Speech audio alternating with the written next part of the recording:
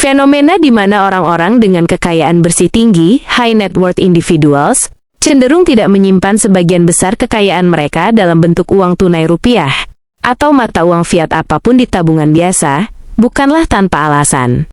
Bukan berarti mereka tidak punya rupiah sama sekali, melainkan mereka tidak menimbun kekayaan mereka di rekening tabungan konvensional. Berikut adalah beberapa alasan utamanya. 1. Ancaman inflasi dan penurunan nilai tukar. Alasan paling klasik adalah inflasi. Uang tunai yang didiamkan di bank nilainya akan terus tergerus setiap tahun karena daya beli yang menurun. Selain inflasi domestik, mata uang negara berkembang, emerging markets, seperti rupiah secara historis, cenderung mengalami pelemahan jangka panjang terhadap mata uang kuat, dolar AS Fan USD. Menaruh uang terlalu banyak di tabungan rupiah sama saja dengan membiarkan kekayaan menyusut secara perlahan secara real. 2. Konsep opportunity cost, biaya peluang. Bagi orang kaya, uang tunai yang menganggur di bank adalah uang yang malas, karena tidak bekerja menghasilkan uang baru.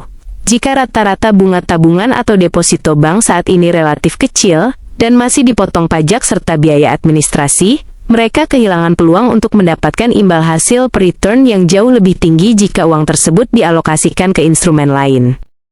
3. Diversifikasi ke productive assets, aset produktif. Orang kaya lebih memilih memutar uang mereka ke dalam aset yang nilainya bisa bertumbuh, capital appreciation, atau menghasilkan arus kas, cash flow. Aset-aset ini biasanya meliputi saham dan bisnis, membeli kepemilikan perusahaan yang nilainya bisa naik berkali-kali lipat dan memberikan dividen. Properti, tanah dan bangunan yang nilainya cenderung naik dalam jangka panjang dan bisa disewakan. Instrumen keuangan lain, obligasi pemerintah, belis korporasi, reksadana, atau emas sebagai pelindung nilai hedging. 4. Strategi pajak, tax efficiency. Di banyak negara, termasuk Indonesia, bunga dari deposito atau tabungan dikenakan pajak final yang langsung memotong keuntungan. Sebaliknya, beberapa instrumen investasi memiliki skema pajak yang lebih menguntungkan. Selain itu, menyimpan kekayaan dalam bentuk aset produktif atau ekspansi bisnis seringkali memberikan celah pengurangan pajak, print tax deductions, yang legal dibanding membiarkannya menumpuk sebagai aset liquid pribadi. 5. Likuiditas yang secukupnya saja. Orang kaya tetap memegang rupiah, tetapi jumlahnya dibatasi hanya untuk dana darurat atau kebutuhan operasional jangka pendek, misalnya untuk biaya hidup beberapa bulan ke depan atau modal kerja bisnis.